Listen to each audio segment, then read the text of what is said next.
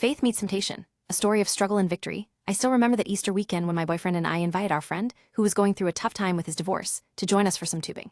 It was a wonderful opportunity to support him in a way he needed. Around the same time, our friend surprised me by purchasing a THC pen, something I had been wanting for a while. However, my boyfriend and I have been growing closer to God. We've been spending more time reading the Bible together. This shift led me to make some changes in my life, including getting rid of the weed I had. But when our friend came over last weekend, I found an old blunt that I had saved for a while. The following day was quite challenging. I got into a heated argument with my ex about him telling our kids that my house is where they go when they misbehave at his. He also made some hurtful comments about me, and our son struggles with depression. I got home, things didn't improve my boyfriend, and I had two separate arguments, one about homeschooling the kids and another about the entire situation.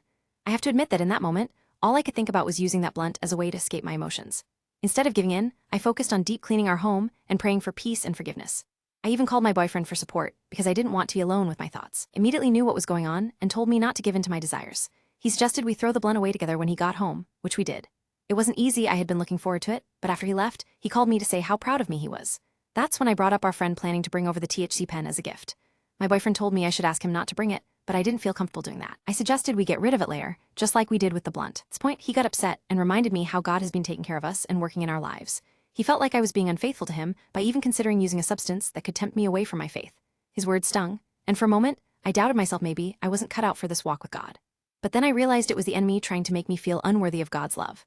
I remembered that despite all my flaws, God still chooses me and wants me. All I have to do is keep fighting against my own desires and stay committed to growing closer to him. Now, am I being selfish for not wanting to tell our friend not to bring the pen?